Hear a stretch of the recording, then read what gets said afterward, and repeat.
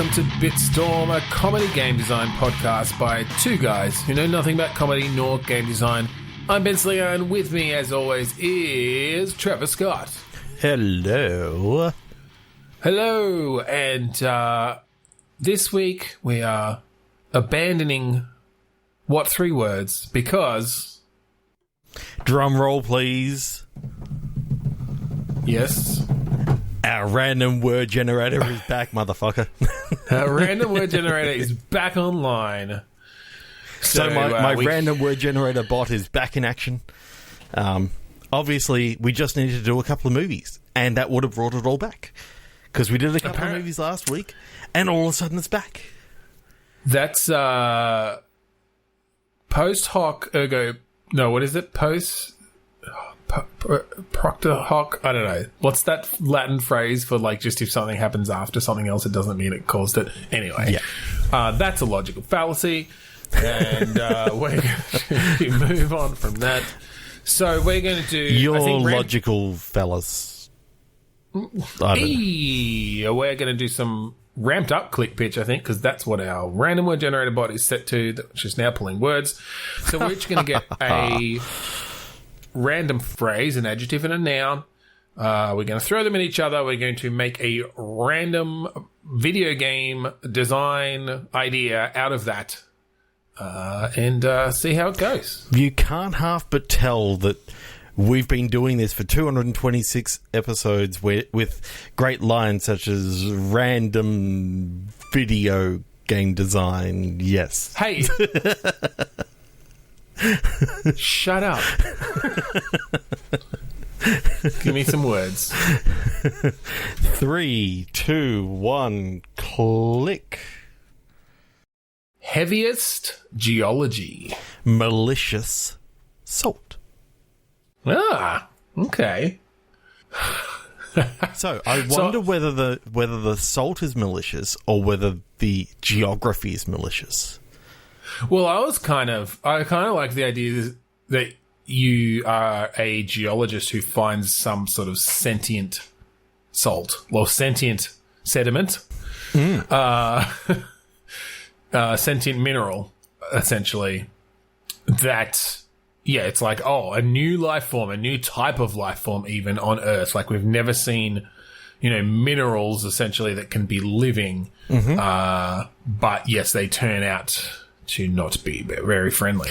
So, with it being the heaviest, is it metaphorically heavy in the fact that, like, it's weighing down on your soul?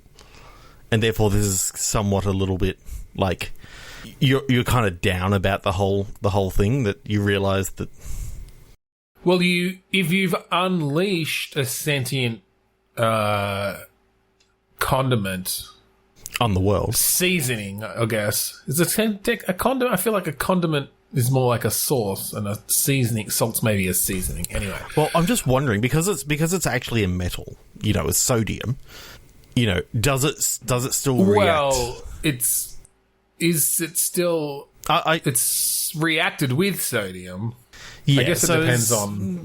Depending on how you take it. Is it more sodium, therefore it reacts violently with water? Like, you spray it with water and it reacts really violently, and therefore it's like, instead of it, sort of exploding, it actually gets really mad, because it's sentient. It's kind of like it's almost got rabies because it's, fearful of water, and it gets sprayed with it, it gets really mad and starts attacking. I think maybe that's more because it might start dissolving. Because I think once salt has become salt, I think it is no longer reactive to water. So I think it's more about how it might otherwise be affected. Oh, because that'd be really bad if one day, this is just going on a tangent, one day, like, salt all of a sudden became reactive to water. In all these kitchens all over the world, all of a sudden there's all these massive explosions happening when they're putting table salt into the water for the pasta. They're like salting their pasta water, and suddenly it just blows up in their face. Like, we're talking nuclear-sized explosions, like, with how much salt some of these kitchens would use. Yeah, that's kind of scary. Let's do a game on yeah. that. I mean, it could be that... Does this malicious salt recruit all the other salt? And they start assaulting people?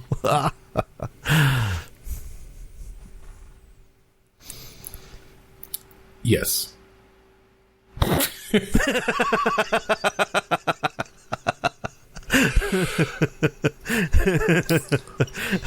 I was hoping that you'd come in with, like, something... No, I was just, like, dumbfounded by that pun and trying to decide if there's anywhere we could go from there. Does he have a sidekick? And is that sidekick a battery? A battery? Yes. Then they can be charged with assault and battery.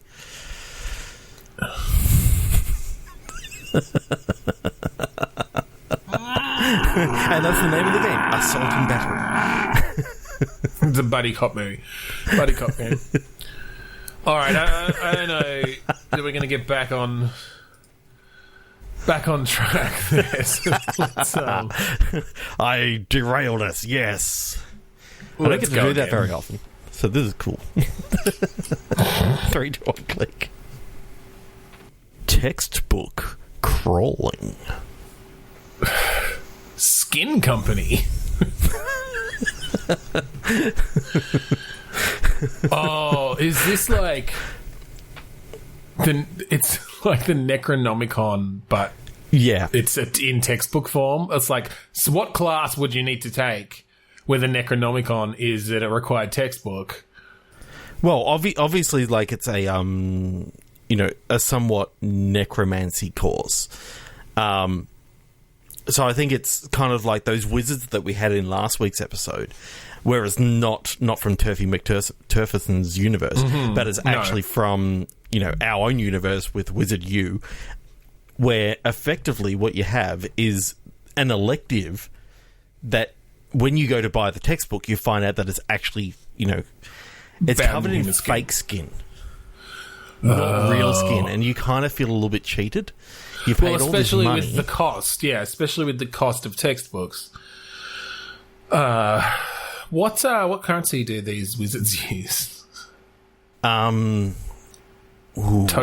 Toadlings. Well, I think they use regular currency, but it's just the currency of their country. Yeah, basically. I guess that makes sense.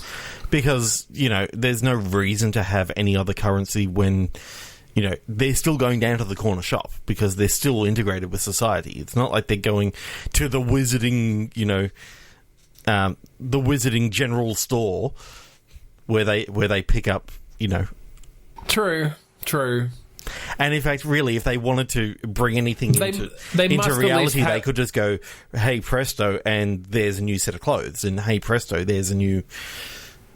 Well, I mean, only if they've, got to that level of their classes, of their studies.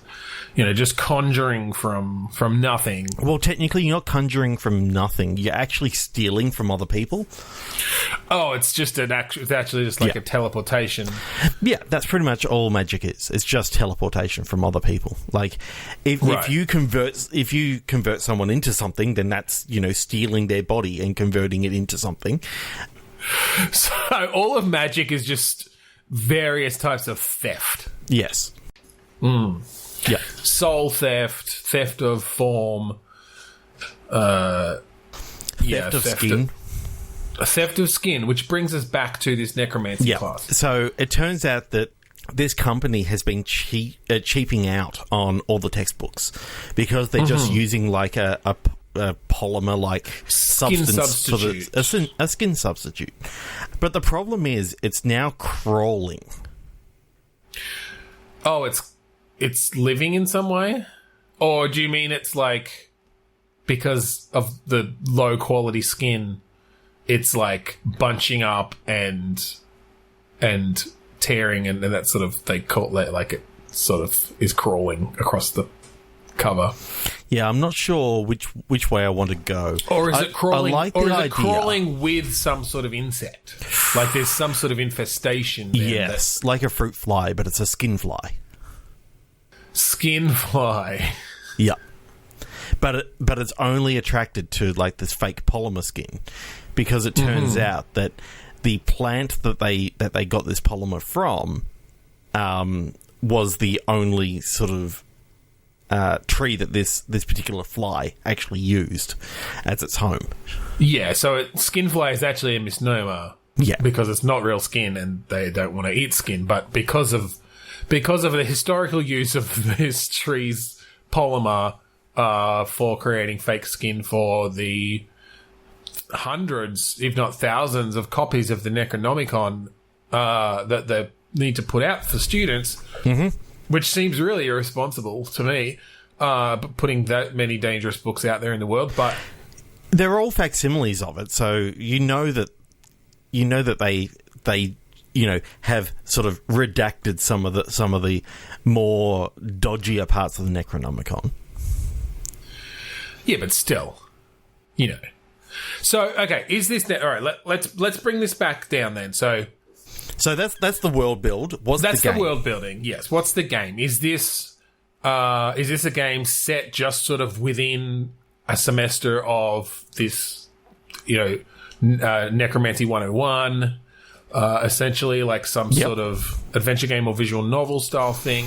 Oh, yeah. I kind of like the idea that you're a young necromancer coming into, you've decided to do a necromancy as your major, with a minor in, I don't know, transfiguration maybe, or a minor in potions or something like that. Like, you're planning on, controlling the dead because, that's what you've always been interested in. You're a little bit a minor kind of in information technology. Oh, yeah. Which you is really a different need sort that. of wizardry, Yeah, technical wizardry. Yep. So electricity is one of the 5 magics, as we all know from that awesome Megadeth song. Yeah. The little known fact, the entire world that we've built here is based on Megadeth lyrics, and that's now canon. So thaumaturgy, electricity, magic, if you please, master all of these, bring him to his knees. I master 5 magics. Yep. Yeah, that's actually the school motto, or the school anthem that they sing every morning at first bell. So,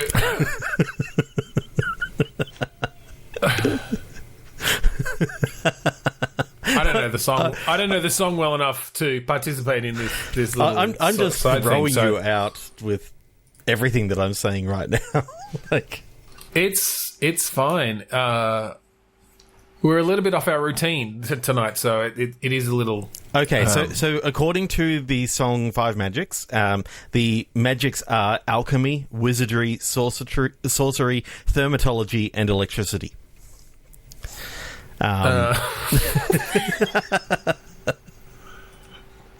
That's fine. Wizardry covers a lot of stuff, though. So does sorcery. And sorcery, really. So does alchemy. I mean, alchemy at least kind of implies... turning lead into gold, or at least just like more like potions, like materials, using raw materials in that way. And obviously electricity is just a sparky. Just technological, Thermatology, it looks like, is around heat, which is kind of cool. Wizardry and sorcery, I mean, what's even the difference? I think necromancy, I feel, comes under sorcery. Yeah, it does. 100%. Whereas wizardry is maybe more around things magic like missiles transfiguration. And yeah, exactly. That's actually... whole person.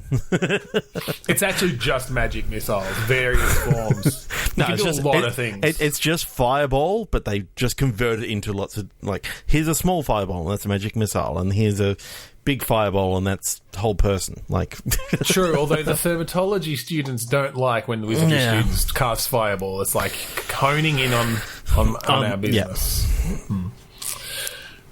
Sorry, keep on going off the rails. Okay, back into it. So that's fine. So you're a necromancy student. You've just come to the school. You're taking necromancy as a major. Yeah. Why? What's your reasoning behind necromancy? You just think the zombies are cool. Okay, so there's and you know that the zombie uprising is coming, and you thought, what better way to protect myself in the zombie uprising than controlling the zombies myself? So I'm thinking that you get in there and you find out that necromancy is a lot of theory and not much practice. Well, yeah, I'm trying to think of how is necromancy seen amongst the students of the school, right? Well, is it a legitimate class, or is it it's a legitimate class, but it's very theory heavy because they don't want you raising the dead or controlling the dead. Not in school. Not first years. No. And even then, in your thesis, for your masters and all this sort of stuff, you're still doing theory. You're still saying that if there were to be zombies, this is how we would control them, and here's what we'd use them for. And a lot of the time, it's just about tilling the fields and all this sort of stuff. So it becomes very theory heavy on what you're going to use them for, rather than the practicality of how do I just control a motherfucking zombie.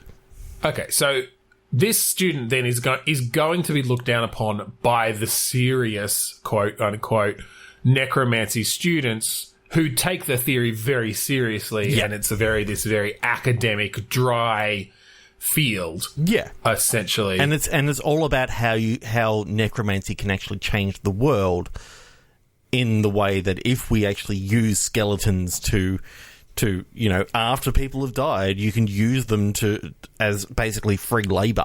Effectively, like they're brainless, they're soulless, they're just doing the work. Mm-hmm. So you don't have to pay them anything. You can just use magic to control them to do stuff. Yeah, but have they not managed to quite get it up and running on the scale they need? Well, they don't have the real Necronomicon. This is the problem. They've only got the redacted Necronomicon with the fake skin. Well, okay, no, because what I was thinking actually is because I like the idea that especially at this level it's very dry, very theory heavy. But I feel like there must be the PhDs, the people with multiple PhDs in various realms of necromancy, they're out there they end up doing practical, working on practical research essentially. Yeah, but the thing is, it's only animals because of the whole stigma around using live corpses of humans, because there are definitely ethics committees who are preventing it from, it's an ethical being done on nightmare. humans. I mean, necromancy, I mean, the reason why they're not using real skin is because of the ethical nightmare of how they used to do the Necronomicon. That's it. Maybe it's hundreds of years ago they did, if you were to be a necromancy student, and there weren't many, it was more there are a few in the world at a time working under the actual practicing necromancers. I'm not going Sith Lord, I'm not going Sith Lord here, if that's what you're thinking. No, of course not. It's very serious, very serious.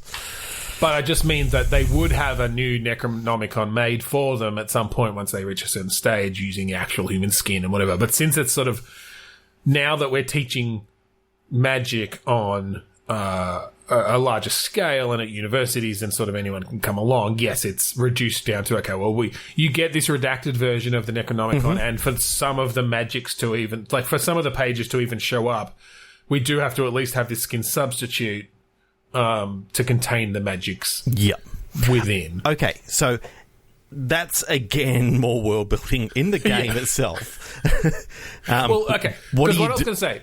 Yeah. Do you find a real Necronomicon? Well, I think you go looking for a real Necronomicon, because I think what it is you as this gung-ho fucking edgelord student coming in and wanting to control zombies come in and are incredibly disillusioned and disappointed by all these stuffy old, third and fourth year students who literally haven't raised a fucking fly from the dead, working on their theses and their dissertations on how it could happen. And so you go, fuck this, I'm going to go off on my own, and you start looking for a real Necronomicon. Okay.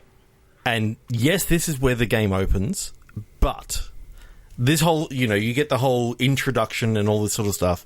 And as you go out looking for the Necronomicon, that is when the zombie uprising happens. So your whole thing is, I need to find the Necronomicon to actually control all the zombies so that they don't eat everyone.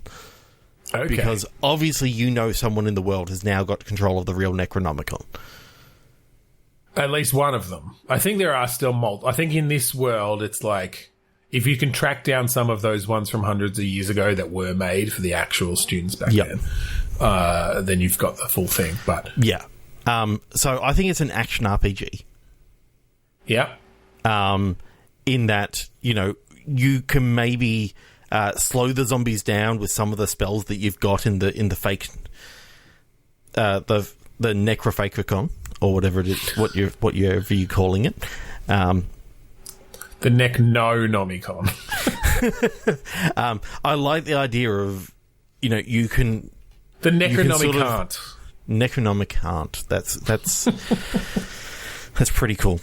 Okay, so you can slow the zombies down a bit. You can do a few other things. I don't think it's... I think it is first person, kind of like a Fallout game, but it's not a... It's not a VR game. It doesn't need to be VR. No. Yeah, as much fun as it would be to Fallout or a Skyrim do magic against a zombie horde, but I think a lot of the time you're sort of just reading incantations and casting them out. Well, yeah, I think that gives us the framework then for increasing your practical necromancy skills as you go, essentially. Yep. Like as you level up and you maybe find other people who can teach you different things who have been in contact with the Necronomicon, or you they've got a page. All that they've got left is like a page of the Necronomicon, because the skin is literally falling apart. Because in the original versions, all the pages were also made of skin, whereas in the new versions, they're just made of that weird polymer, and it's kind of somewhat creepy and crawling with bugs. I mean. You just have to like brush piles of these flies off every time you go to class. It's disgusting. But I like the idea of you find a page and you can sort of slot it into your Necronomicon, or at least scribble it down from the page before it disintegrates in your hand. And effectively, you're going through and you're gaining new pages as you go, as you do fetch quests and all this sort of stuff, until finally you come across the original factory. So you end up in the factory where they're making these fake books. Where they're making the and fake they happen ones. to have like the last few pages of a real book in the CEO's office, and that's when you find out that the CEO itself is the guy that raised the zombies from the dead, because the hordes. He's just trying to get more people into into necromancy so that he can sell more books. That makes sense. Capitalism is always the villain. Because you know what he used to be? He used to be a dentist. A wizard dentist? Just a dentist. He actually thinks that dentistry should be the sixth magic, but nobody takes him seriously. Yeah, exactly. That was actually really cool. I really enjoyed going down that line. I'm just trying to... I don't know the song well enough, but I want to fit dentistry in instead of one of the... Give me dentistry. Give me dentistry. Give me wizardry. Give me sorcery. Right. Dermatology. Electricity. Magic, if you please. Master all of these, including dentistry. I master 6 magics, including dentistry. So what I was going to say, though, I think from a gameplay point of view, I want this to be that, like, the first time you meet zombies, like, 2 or 3 of them can take you out. Like, they're dangerous. Yeah. Like, you can maybe slow one of them down for a bit. It's dangerous. By the end... You're controlling massive hordes. Like, you're controlling 100 of them at once, and it becomes this, like, almost a resource management sort of thing of controlling your army against their army and taking them out. It's giving me Brutal Legend vibes, although I know a lot of people didn't like the RTS side of that at the end, but me included. But I've talked about that in the last 25 episodes, so somewhere in there. But I want that scale to happen. I want that growth where by the end it feels like a huge difference from what you were doing at the beginning. I think that's really important. I do like, I mean, we only brushed on it a little while ago, but starting to think about it now, like the ethical concerns aside, like using the bodies of expired people to actually do all the work in the world, where we don't have to do the work, and basically because they no longer live and their souls aren't there and they're not actually active people, they don't care what their bodies are doing, and if they break down, then you just put them back in the ground and you get the new dead. That, I mean, it's essentially a form of robotics almost at that point. Exactly. It's just a chemical machine that is doing it. It's just like. But of course, like in the same way that capitalism was the main villain here, it's also the reason why that sort of automation doesn't happen, because if we don't give people, universal basic income and then they rely on those jobs too much, even though they could be done by, and take that strain off of our actual workforce. But who would have thought? Let's jump into another one. 3, 2, 1, click. Yeah. Held transcript. Flipping biologist. This feels very much a higher education kind of vibe again. Transcripts, biologists. You're just flipping off biologists as you go through. You really don't like biologists, so you keep on flipping them off because they're just as bad as the necromancy students. Like they're all high and mighty. Here in fucking dentistry, it's obviously the best thing. What else can you transcribe that could be interesting to? This whole episode is going to be set in our new Wizard U universe. Podcasts. Yes, if we want to go meta. I'm not sure where biology comes in. You have a biology podcast, and you got to transcribe it. So you try all the different free services, and they don't work that well. They're almost as bad as Google Translate. Yeah. So you're doing it's actually like a typing game, like Typing of the Dead. Oh, it's a Mavis Beacon meets Typing of the Dead meets our podcast. Meets transcribing a podcast as a game. All right. Which is basically, and then people are paying for the opportunity to get that high score and get that, what's it called? What's serotonin flowing, so you're getting achievements and all this sort of stuff. But in reality, what you're doing is you're transcribing podcasts for people. You're transcribing actual podcasts for people. Let's click again, because... Devoted hold. Stimulating inequality.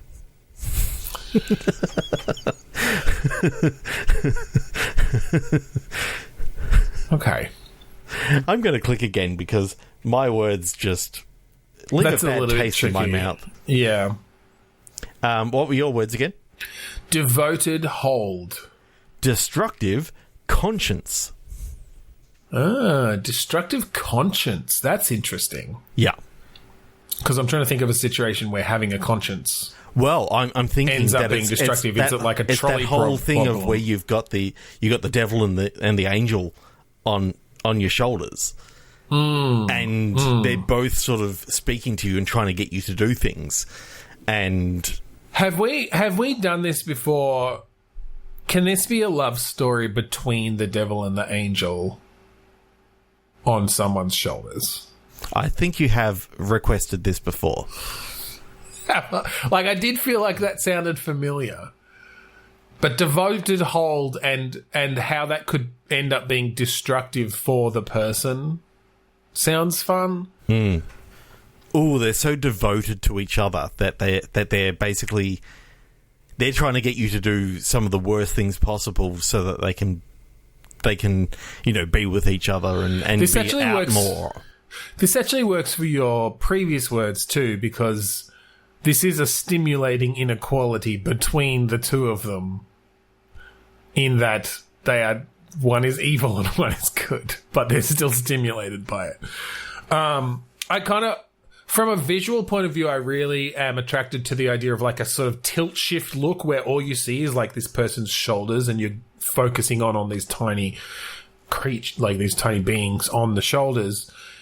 Is this maybe... okay. Instead of the angel and the demon on that, and the devil on that person's shoulders, is this purely a world where it's a game set purely at shoulder level? So it's not just the two on this person's shoulders. It's like that person goes to talk to someone else, and then the devils and angels on each person's shoulder are like friends as well, and they're like conversing. And so it is a bit of a star-crossed romance, though. It's like the angel on one person's shoulder and the devil on another person's shoulder are in love. It's like a star-crossed Romeo and Juliet kind of dealy. Yeah. And they all get together after work, like the angels and the devils. In when fair Verona, where we lay our scene. Yeah, exactly. I don't know. I feel like that's. I don't know why, but fun. my instead of Montagues, my head went to the Capulets and Romulans. And I'm like, and I'm just like, is this a Star Trek game? Romulan and Juliet.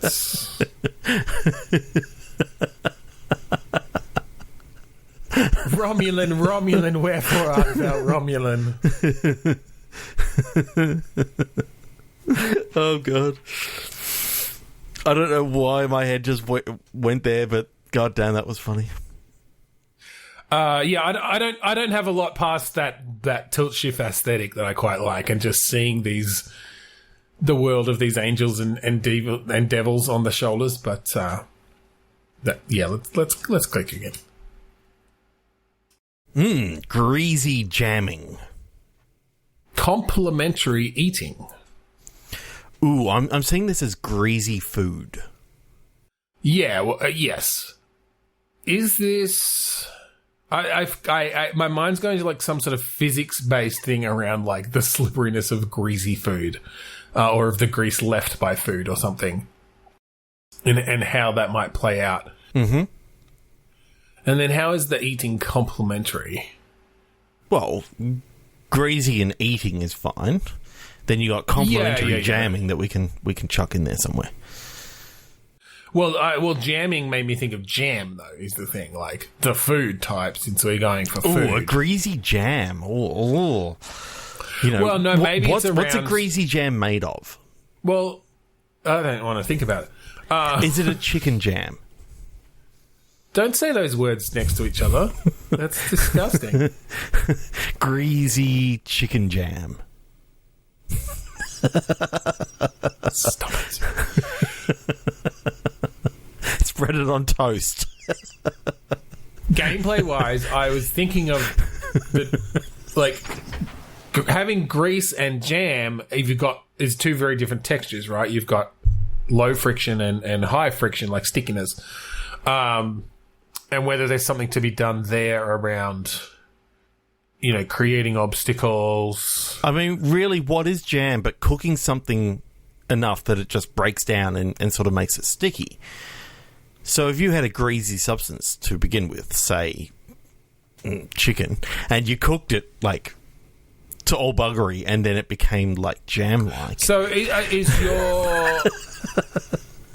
Let me get this straight. Are you proposing that grease is jam? Like, if you cook the chicken down enough, it's just jam? What is the difference between grease and jam? Other than the consistency, like one's sort of slippery and one's kind of sticky, but they're different types of jam. Grease is jam. We are not getting anywhere on these games tonight. I'm in a weird mood. Yeah, we're going a bit wacky with it. That's fine. I'm sorry. Hopefully you're laughing along with us. Like, we'll get a game out one of these days. Rebuilt flexibility. 14 Scandal. Okay, rebuilt immediately makes me think of robots. Flexibility makes me think of rigid joints. I'm thinking that basically you need to kind of get these joints getting a little bit more flexibility on these robots. Well, I think this is maybe around model number 14. Yeah. And the fact that... Johnny 14, he's alive, yep. Yeah. That by the time they got to Mark 14, it's not the numbering scheme. They just called it Mark number 14. Yep. Mark 14, I'm alive. Yep. They were flexible enough that they essentially like outperformed humans at certain tasks. Basically, this is like the beginning of the robot uprising. It starts with number 14 and his flexibility. Okay. I think 14 is where they started, like, they realised that, the old Dance the Robot was actually kind of funny, so they thought they'd make 14 very rigid. And he's trying to get flexibility back. Like... His whole game, he starts out really rigid, and everything that he does is very robotic. I mean, all he needs to do is rub some chicken jam on. Exactly, but they don't have chicken jam in this universe. He has to go cook some chicken all the way down to that jam-like consistency. Just invent chicken jam. Exactly. So, I like the idea of the game is kind of... Think about all those old Apogee games where every single one of them was just a 2D sort of scrolling beat 'em up sort of thing. Yep. At the start, it's very robotic in the movement, like as you're moving around. As you sort of go through each level, you're sort of unlocking which joint you can now get a little bit more flexibility around. You're unpop and locking. Yeah. So effectively, like you can do, like the right knee and then the left knee, and then you can get a little bit more running sort of action happening, but the hips are still rather rigid. So you need the hips then done, and then you need the ankles done, and then So you essentially everything below the waist is going really, really fluid, but then up the top it's very. So, from a gameplay perspective then, from a mechanical point of view, is it that once you've essentially greased up certain joints, you're like unlocking new moves or the ability to run faster or jump higher? And just be a little bit smoother. Like, be not so robotic, and therefore, if you find good enough skin, you can maybe blend in with the Oh, we're back to skin. Yes, maybe you can blend in with humanity a little bit more. Oh, is that your overall goal? I think so. I think you've gained sentience, and you decide that you don't want to be sentience. You've stolen someone's skin, but the problem is you're too robotic. You stole your creator's skin. You literally stripped it off his body, and you're keeping it moist with chicken jam. No, not with chicken jam. With like a little spray bottle. There's a mini game in between that you got to go and like keep it all moist with a spray bottle. Oh, I assumed you're wearing it. It's just you're too rigid. So like it's still obvious you're a robot in a skin suit. Can we bring in some really like high tech folding, tearing, like physics here? Just imagine if it gets caught in the gears, like. Well, that's it. Maybe you start off with your creative skin suit, but because you're so rigid, it's like pulling and tearing it in very unnatural ways, and so it's very quickly in tatters. And you then have to kill and steal someone else's skin. Yeah. But we do this in a very physically realistic way, so that, yes, if you have lubed up your, lower areas, you all know what I'm talking about. Exactly, the knees. Yeah, joints. Then it's only the upper half of the skin that starts ripping and tearing. Yeah, but unfortunately, that's the more noticeable side. So maybe you want to do it up it's here. Still a problem. It's still because you can put pants on, and it kind of covers up the metal for the majority of it. Then you just need skin down the bottom, as long as the skin isn't ripped down the bottom. But that means that you got to get those ankles sort of lubed up nice and early. Otherwise, the gears start rubbing and create issues for the ankles. Mm-hmm. But I suppose if too much tearing happens and you kind of get that sagginess of the skin going all the way down and sort of creating those cankles. So is there a skin tapestry mini game where you are sewing together different suits of skin, or the remnants of them? Jane Gum in Silence of the Lambs. Yeah. There's a lot of skin talk in this episode. Yeah. Let's move on. And hopefully away from human skin. Calm shoe. Robust bishop.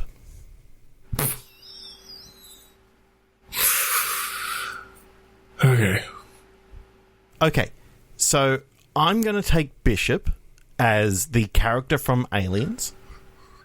Careful. Yeah. Don't go too skin on this. No, he's very robust, so there's no problems with the skin. Yeah. Cool. Because I like the idea of a calming sort of robot game compared to the previous one. In this case, what you're actually doing is you're on, say, a ship. You're tending to the humans inside of the what's called inside I like the pods. Let's not necessarily go full on alien. Let's just take the saying, inspiration. The inspiration from Bishop. You are the robotic crew member of some sort of long-term space travel spaceship. Yep. And I think maybe you are programmed to be like the psychologist or something. You're there to prevent space madness. You've got different programming to deal with relationships between the crew. And I think this is a sort of a game where you have these crew members come and visit you in your office. Well, I was actually thinking that, you are actually, you're sort of satisfactory on this huge ship.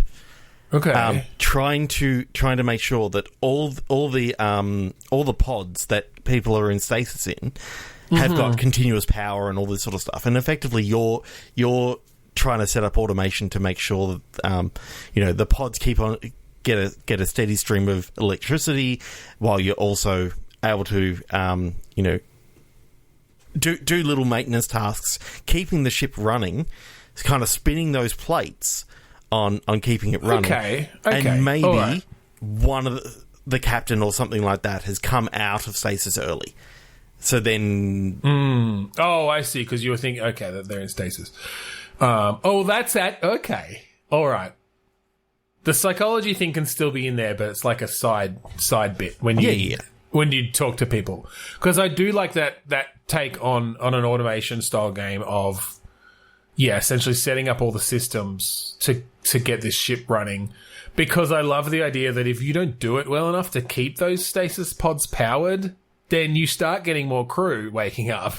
Yeah. And now your needs change, because now it's like, I need power to the crew quarters. I need enough, oxygen. I need enough oxygen. I need enough grey goo to get to pump into the replicators that get turned into chicken jam, food for them. Right, the chicken, you need to pipe the chicken jam into the replicators where it gets turned into food.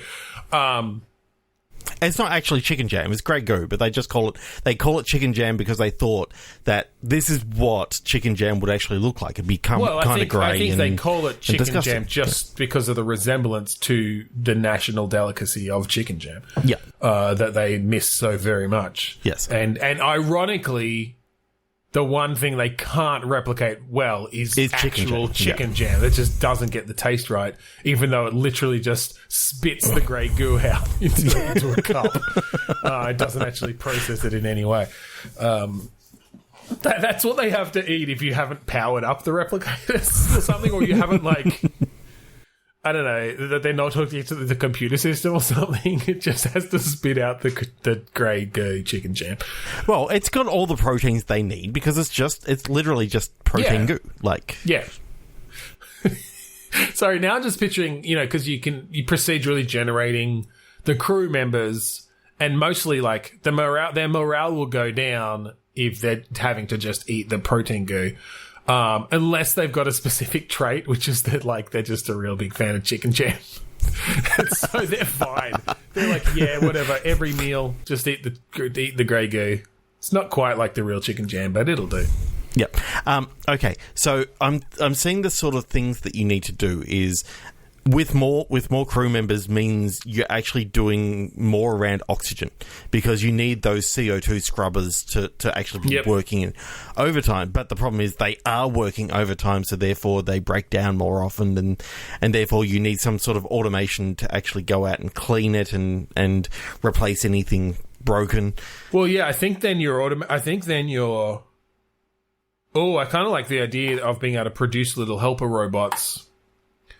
And program them to do little tasks. But bring in that sort of gameplay of a simplified programming language where it's if find the nearest broken device, move to it, fix it, put that in a loop. Okay, this one's just a very simple repair bot, but you could make it more complicated than that. You can have them transferring resources or maybe you have a robot that all they do is they go round and they analyze the problem and they add it to the queue, and then you've got a helper robot that can prioritize based on severity. But if you muck up the coding for that, then they could leave something oxygen. You forget well and truly out. Sort it correctly. You sort it backwards, and they're around fixing a broken bedpost while the oxygen is down. Yep.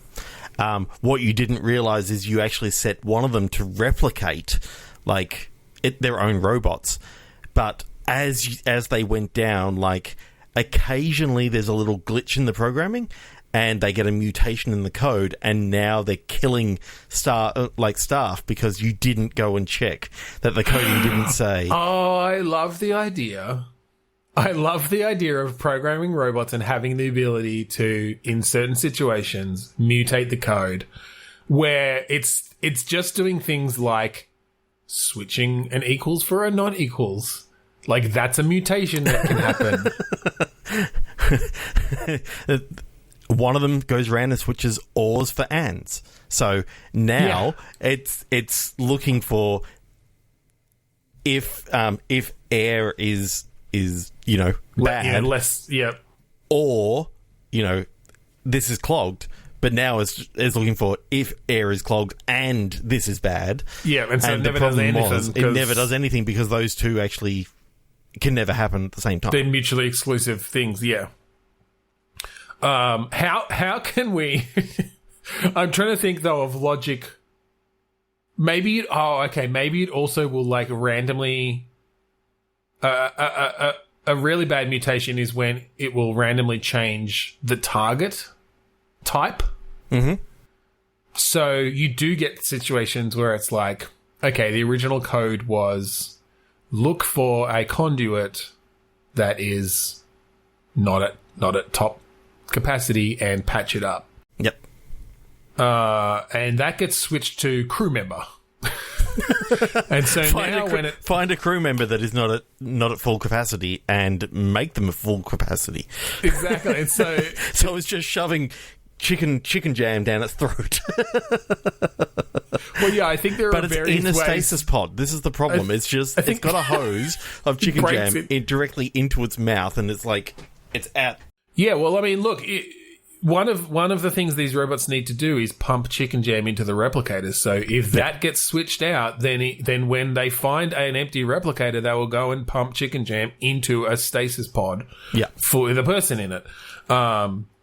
And I think, like, you could have defense robots, like, because you could have situations where, like, aliens get on board or whatever, so you can program defense robots, and if they get mutated, they may just start killing humans because the thing that switched was hostile alien got switched to friendly crew member. Yeah. But I think there does have to be some level of control or a way to figure out that that's happened or a way to more easily prevent it, because just having those randomly switch all the time would be really fucking frustrating. But I think this is in replication. Like when a robot gets destroyed and its code sort of... I kind of like the idea, though, of something like a... maybe like each night they get maybe a little upgrade, and occasionally there can be a glitch in the upgrade. I was thinking like solar radiation, like a neutron hits a bit in there, you know, because that can actually happen in real life. Like there are situations where some sort of a photon can literally change. Okay, so you get a warning from like the computer saying solar radiation storm about to hit, all humans to go into radiation shielding. Bishop, whatever your name is, make sure you check all the coding on all the robots, because I think you can have the storms, but I was also thinking, like, maybe it comes down to how you design the ship and stuff. Like there are areas that are radiated and that aren't radiated for various reasons. Like the humans have to pretty much stay in the that are protected from radiation. The humans have to pretty much stay in the protected areas, but the robots, to be more efficient, you can have them go through these unprotected areas, but that increases the risk of a flip. Yep. Basically, the more robots you've got going through areas unprotected from solar radiation, the more likely you are to have a code flip. And they might be relatively innocuous, but yes, I think sometimes you can have these. I like the emergent fun that could come from that. You go into a room and you see some of the craziest fucked up shit that a robot's doing, sort of like spraying grey goo everywhere rather than putting it into the replicator. It's taken it out of the replicator and it's just spraying it around the room sort of willy-nilly, and that's just one of the funnier things. I think you could build systems. I think you could build some relatively complicated systems that tie together well, where you've got all these commands you can give these robots, and then just randomly fucking with them could give some amusing results. Okay, let's do one more. Yeah. Burned overdraft. Immediate refining. Okay. When I think overdraft, I think a character who's almost running out of money. So I think that their accounts are in overdraft and all this sort of stuff. They're kind of burnt out from work. Mm-hmm. And I think that's where the gameplay sort of opens up, that you're a character who's... Yeah, is this a Breaking Bad kind of situation where the refining is some sort of illegal activity, perhaps drugs? Whether it's refining in drugs or whether it's just you're effectively trying to solve your money problems while trying to actually get your life back on track. Okay, so is this a bit of a... Did you ever play Cart Life? No. It was a very interesting game around... it was ostensibly just a sort of lemonade stand style game, if you know what I mean by that, where you kind of, buy different ingredients, set up your different things, have customers come by. Mm-hmm. But it was set up as a critique on poverty, essentially, and how difficult it can be to start businesses. And it was very deep, actually. You had a ton of different options that you could sell on like different types of food and stuff you could sell on this cart, with obviously varying prices for ingredients, and also you literally did all the cooking and stuff. Like I remember playing one, I was like, okay, well I'm going to be a bagel cart. It was like you had to remember, okay, I need to boil the dough and mix it here and, you know, bake it. Anyway, it was interesting. So this just made me think somewhat of that. But is it around the choices that you make as someone essentially hitting rock bottom? Yeah. Yeah, so I do like the idea of you can take the easy way out, which is sort of go down the path of criminal activities because they seem to make the most amount of money, but you're always sort of looking behind you, over your shoulder, to see if, you know, someone's actually noticed what you're doing and all this sort of stuff. And, you know, that could be a fun game in itself. It's almost like a horror game sort of thing in which you never quite know if, you know, the person that you're selling to right now is actually, you know, someone who's going to rat you out or anything like that. So jump scares come in the way of the police bashing down your door in the middle of the night. Is this another situation? And we've done something sort of similar to this, but I feel like we could bring it in a slightly different direction. Is this a good candidate for the Besties system / Nemesis system, where it is this sort of procedurally generated situation, and do you start in a random job, and therefore you've got a random set of skills that you know? Well, I think you've got a random set of skills, yes. There may be then multiple jobs you can apply that to. Yep. One's a chop shop, one's a, you know, drug running business, one's a drug making business. I think some of them are legitimate, or I think that they can be a bit of both, right? I'm just wondering. Could be, okay, we work for a mechanic, but they do some, like, they'll take stolen cars in and chop them up on the side, like, and you can choose or not to get involved in that, and then you're building up this relationship of people, but, you know, if you do something to double cross that person, okay, you've just made an enemy. Or if you work well with one person over time, all right, they're your new bestie. And you get some of those social dynamics coming into play. Yep. What happens if you go to do something that you don't have the skills for? Say you start trying to make drugs. Do we have this... and you have zero, like, chemical skills, and, you know, you're shaky as fuck, and then, like, your whole building ends up exploding and that sort of stuff. Is this possible that you can sort of choose, with any character, you can choose whatever you want to do? I guess it depends on how many things we can jam in there. So I suppose the question is chicken jam in there. Is this a perpetual world where as this one character sort of dies or something happens, you get them to a nice state, you can then move to someone else, and effectively that character is always existing, and you know, you can check in on them from time to time. A bit of a Watch Dogs Legion kind of deal. Yeah, but in reality, you're kind of able to switch between different stories. Almost, you kind of get bored of this story over here, you know, you can switch to a new person. That person's still existing, and they're going along with what you sort of set in motion, but they're somewhat autonomously doing that.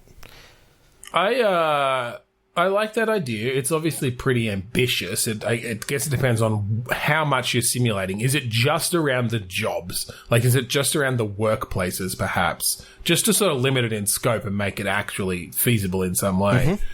Where, yes, you procedurally generate a city, essentially, with a variety of work types. There's an economy going between them in some ways. And they are mostly sort of low-level manual type jobs, and they are of varying levels of criminal, essentially. Like, from, you know, a good percentage of them are just legitimate businesses. But capitalism, you can't make as much money there, and so, or, you know, the denizens of this world can't, and so you sort of somewhat are simulating all these people. and it doesn't have to be a ton of people. It could be like 100 or 200 with just fairly basic schedules, and you figure out, okay, they get a job here. Their skills are going up over time. But you get some cross-play happening where then, these people might interact with each other and the relationships go sour or improve. And then, yes, you are playing one of these characters and essentially now injecting some sort of player guidance into this whole system and watching it kind of flow out from there in different ways. I'm picturing now that one of the characters that you get is like an ex-heavyweight fighter that, you know, no longer can do all that sort of work, but instead he becomes like an enforcer for like a mob sort of guy. So you can either choose to go down that path, or you can take him down into like security guard or something like that, which is a little bit less, a lot less pay, but maybe like something that he's always wanted to do and help people. But so with the whole switching thing, I love the idea. So here's just a scenario. Yes, you're playing this ex-heavyweight fighter. You've got some choices. You decide to go legit. You're like, okay, no, I'm going to be a security guard. It's not as much money, but I don't want to put it in the risk. Except, so you go and you work for someone like the previous character that you played for, who you got up to a pretty good level. They're now like running this nightclub because, you essentially took them up the like entertainment path. They started as a bartender or whatever and worked their way up. You worked their way up. Now they're in the business. Except during that character's game, you made some enemies. And so you're now playing the security guard. One of those enemies, who happened to be more on the criminal side because of some of the shifty dealings that happened to get that other character up to nightclub owner, comes and like attacks the nightclub. Your fucking security guard gets killed. But the story that's created from that, like, those relationships because you played them. Yeah. And you kind of caused it in the end, even though that... Yeah. Yeah, you essentially caused the death of this character who you were just getting to know, and you found out that they had a 5-year-old son and they were doing this for them, and you could go so far with all these stories. And one of my favorite things, like, I'm taking it back to like the Far Cry, Far Cry 4, Far Cry 5, where there are just so many moments in those games that can just happen and will happen in no one else's game. I remember going through one thing where I'm, sort of sneaking into a place with a sniper rifle, and in comes a tiger, and it takes out like the entire village before I even fired off a shot. And I'm like, oh, this would never have happened in someone else's game. Like this. I think I've heard this type of game essentially called a story generator. Like that's basically what you're building, is because of the human ability to then make sense of those patterns or of novelty coming into established patterns. Then I think you could almost play this game out just through a series of events, right? Like you make choices, and so you play as the security guard. It's like, here's a choice, like, which place do you want to go to? Okay, you get to that place. Do you want to ask for a job? Do you want to buy a drink? Do you want to do this? It's like, all right, do that. You've got your job. Now, as and you obviously build this in as part of the security guard job, you have environmental storytelling is just things so that can awesome. happen. It's like, oh, someone comes up to you really drunk and talks to you or whatever, but that ends up creating something, revealing something about your character, which is then now hard-coded into your character. Like maybe it is that you have a dialogue choice and you mention something about your 5-year-old son. Oh, now you have a 5-year-old son. Yeah, and maybe this is, in this case, they tell you something, and then your character sort of, not your character, but this character can then sort of take on like almost a guardian angel sort of role of protecting this person, and that becomes a new relationship that came out of this conversation that only happened because these two people happened to be in the same place at the same time, and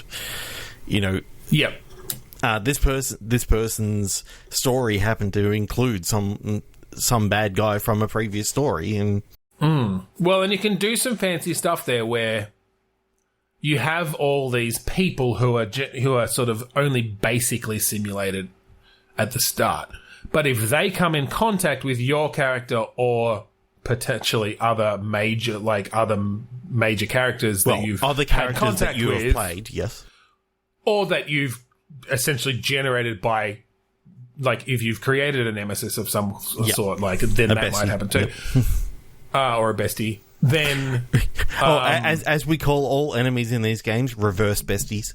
Yeah, it's exactly. Rebesties, Giovanni Rebesties.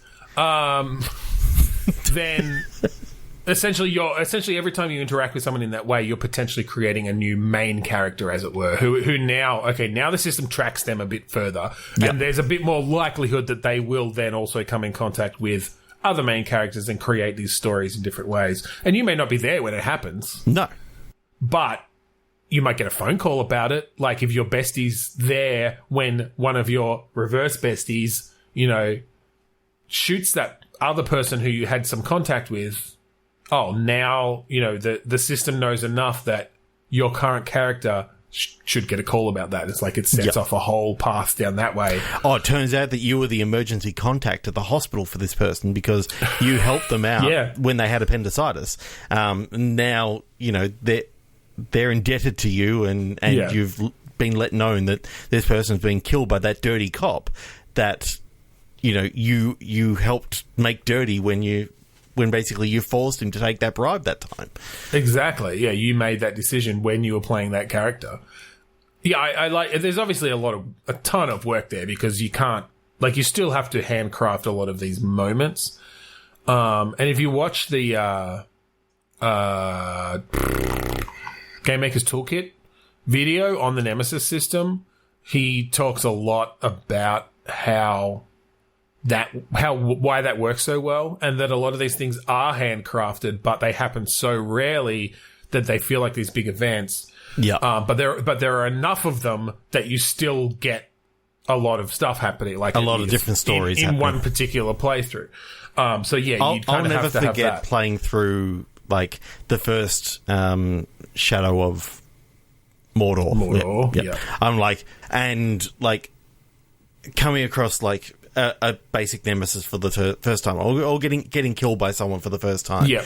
And then the amount of times that they would come back and totally fuck my shit up.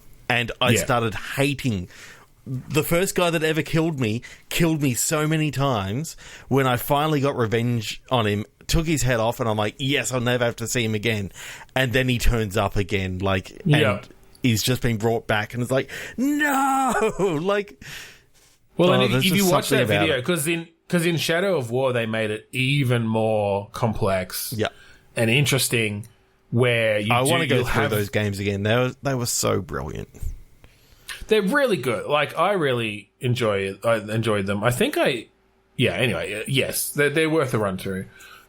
Anyway, yes, I think that could be a really interesting story generator there. Yes. Where with yet again our Besties system TM fuck off WB. Besties and Reverse Besties. Yeah. All right. I think we're going to finish up there. Yeah.